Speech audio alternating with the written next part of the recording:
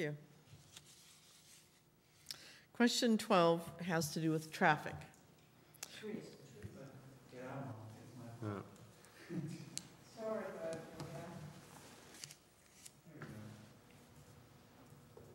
West Linn has several traffic choke points. Where do you see the greatest problems and how would you address them? Kevin? Boy, we have choke points all over the place, and they're very well documented in our TGM, our Traffic Growth Management Plan, and I think anybody who wants to read through that document and has the time and the patience to read through that can see all the wonderful traffic studies and documentation. And unfortunately, a lot of them are on Highway 43, where we don't have any control because the state owns Highway 43. And we have other problems with the interface with 205 and 10th, and we have the same problem. And I think most of those problems are never going to be addressed until we are able to find a working relationship with ODOT. And it's very difficult to ascertain how we get any leverage with that, perhaps working with our state legislators. In the meantime, we have a lot of opportunities to increase traffic flow sections by using multi-lane applications. You see one right out here in front of City Hall where there's now right and left turn lanes painted on the road. And they did the same thing at the bottom of Hidden Springs. And when we did the Highway 43 plan, we asked to have that applied to all the intersections coming out onto Highway 43 so people didn't get stuck being queued up for long waits behind somebody who needed to make a left turn. And besides the one at Hidden Springs and the one here in front of City Hall, I haven't seen that applied anywhere else in the city. I think traffic circles are marvelous, but they take up a lot of real estate. And it's an example of the lack of long-term planning that we didn't save enough real estate to have one right up here in front of Rosemont Ridge School. That's a perfect place for a traffic circle, and we allowed a development to be plopped right up on the corner and take up the space that would be available to put a traffic circle and end that huge tie-up with the stop sign there. Thank you. Jody Carson? Well, the two main choke points are Highway 43 and Willamette Falls Drive, and the two intersections with the highway. Those are our biggest choke points, and as was mentioned already, ODOT controls those, and so we have to figure out a way to work with ODOT on those.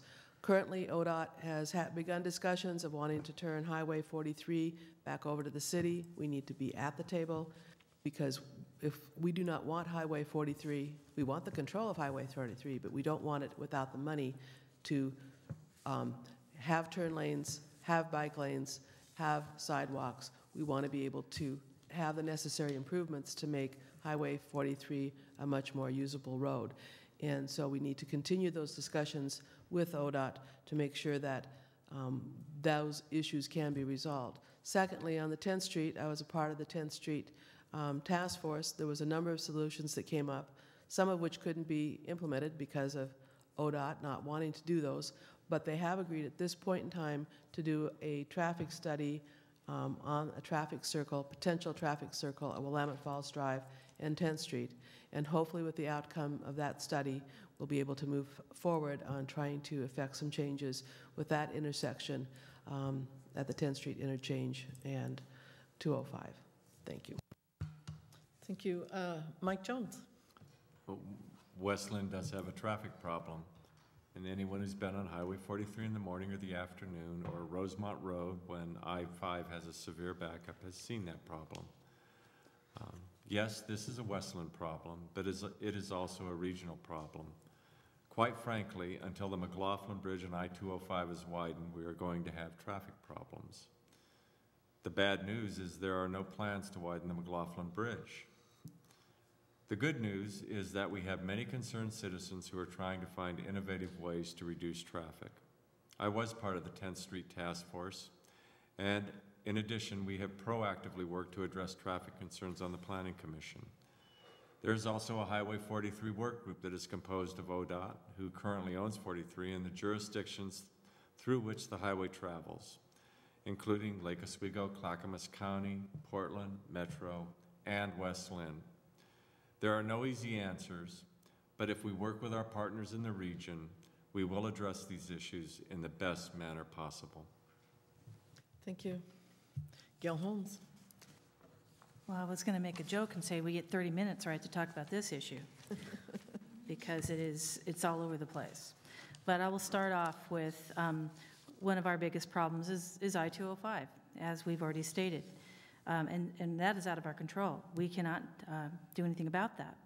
But I was at a Bolton Neighborhood Association meeting, and they were talking about some suggestions that they had given to ODOT about how to correct exit 8, sorry. And as you know, they merge right onto the freeway, very short apart, and that makes no sense at all. I don't even know why they engineered it such a way, but it would be interesting if we could put a light there, which ODOT says no, and then take out one of those on and off ramps, because it totally interferes. Number 2, Borland and Willamette Falls Drive. That becomes 205A. A meaning the alternate to 205. And it's incredible, and it's very difficult. And as I live in the Willamette area, so I am very impacted on that. And we also have an issue of the Oregon City Bridge. It's going to be closed for almost 2 years. That is going to make another tremendous impact on our flow. I think my time's about up. Okay. Willamette Drive, Highway 43, and this is a clog I see at the Cedar Oaks Road and the Hidden Springs area. I feel that there was very poor planning on the Robinwood Shopping Center. It's very difficult getting in and out of there, and I would sure like to see a change there. And again, that's jurisdiction, but hopefully we could make some differences. I'm looking at the clock and it's, oh, excuse me. We have one more. I'm sorry. All right. Hammond break. I think that the worst problems are on the major roadways, Highway 43, I-205, Willamette Falls Drive, and Rosemont. But then it's mostly only during the rush hour, but the problems are severe. I'm not knowledgeable enough to tell you how we can fix it, but I know that adding more development to West Linn in any way is the perfect way to make it worse.